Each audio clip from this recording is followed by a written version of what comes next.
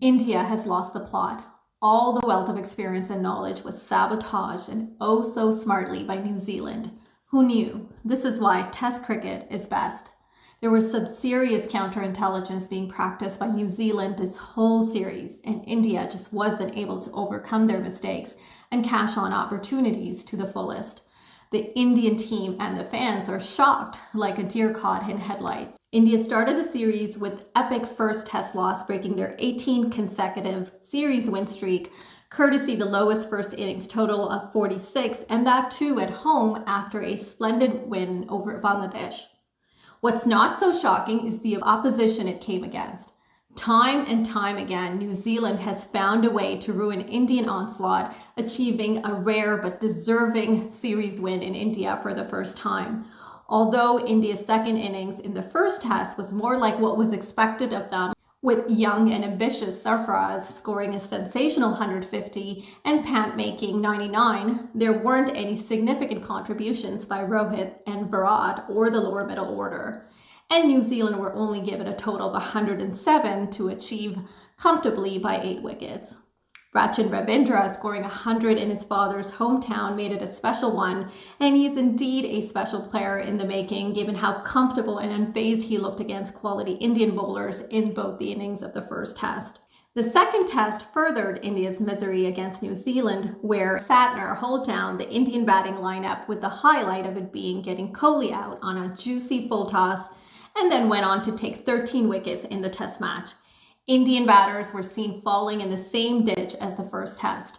They have been struggling against quality bowling, where Rohit struggles against swing. Kohli has been overtly submissive against the spinners, and this has been the story of these two great Indian batters for quite some time now. The third test was also dominated by spin, with Jadeja and Sundar bowling brilliantly for India, but Daryl Mitchell and Will Young batted beautifully and attacked when needed during the first innings.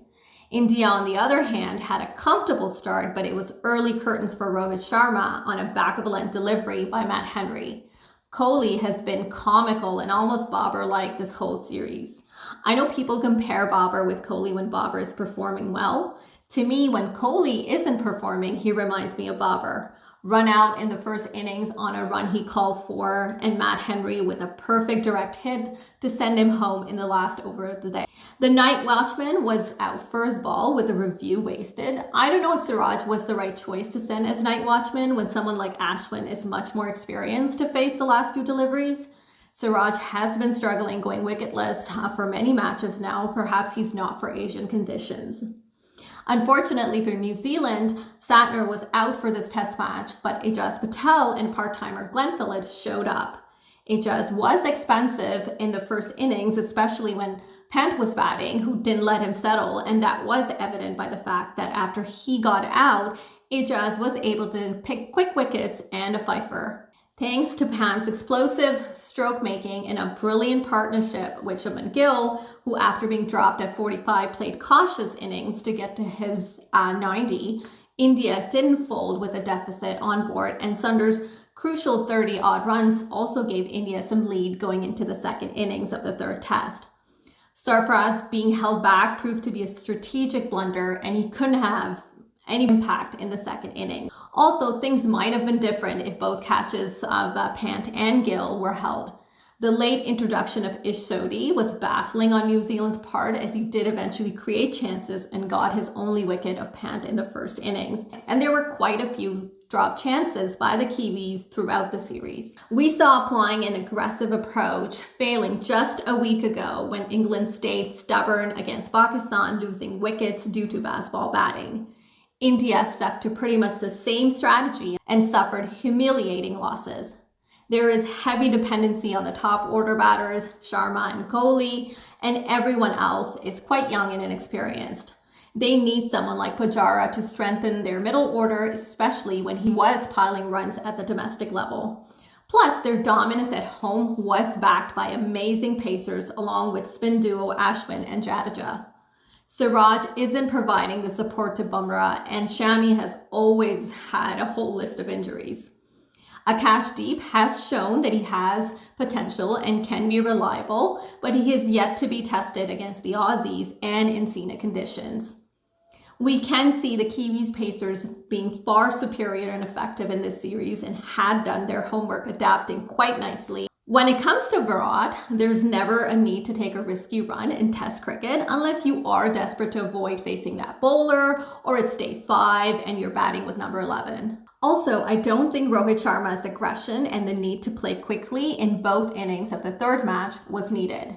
Strike rate is not going to matter if you're going to lose a Test match in 3 days. It's important instead to read your own pitch and opponent. His approach showed a complete lack of adaptability when, if you remember, he changed his game during the T20 World Cup when he played the weird bounce in the opening game. Then why not here? What is the need to play hastily during the team's first innings, and that too on day 2 of a Test match? His approach just seems stubborn, but kudos to him for owning up to his role and shortcoming. One can argue perhaps India is going through a natural turnover of the greats approaching their career ends and new blood facing difficult situations, and some are performing like Pant and Gill. It was Pant against New Zealand, hands down, in the third Test, and it was Pant's batting against spin that stood out, no doubt. For a team that has exceptional spinners in the shape of Ashwin and Jadeja, to see only one batter make stroke play and work the spinners was painful. They never looked like they were playing at home. Plus, there was no real defensive cricket played by the Indians, something that puts Test cricket apart from other formats and helps in playing with the minds of the opponents. Perhaps this is why Test matches are wrapping up so early, just in general now. Players just don't have that type of patience, the skill set, or mindset, especially because there is so much cricket to be played, whether it's other formats of the game or franchise cricket. A lot of finger pointing is happening at Gambhir, whose biggest contribution thus far as a new Indian coach has been providing meme material. Where Dravid provided calm, calculated, and strategic coaching, Gambhir, with his go with all guns blazing attitude, has so far been costly for the Indian team. Perhaps one can argue that even Dravid's early days of coaching weren't as fruitful, but under Gambhir, India has already created some history against themselves, be it the ODI series loss against Sri Lanka, and now the historic first Test series loss at home against New Zealand. Although Gambhir in his playing days was part of historic wins of 2007 T20 World Cup and 2011 ODI World Cup, is this the start of an end to Indian dominance or just a lethargic hiccup? Whatever it may be, they need to regroup, think about going back to the basics, and call on their bench strength as they look towards the World Test Championship points and their chance against Australia in the Border Gavaskar series. All eyes would be looking forward to that clash. Will India be able to reclaim their dominance, or would the shattered ego succumb in front of Aussies? We'll just have to wait to find out. Until then, let's see what Australia has in store for the jittery Pakistani team in the ODI series being led by Mohammad Rizwan. I'll see you in my next video. Take care.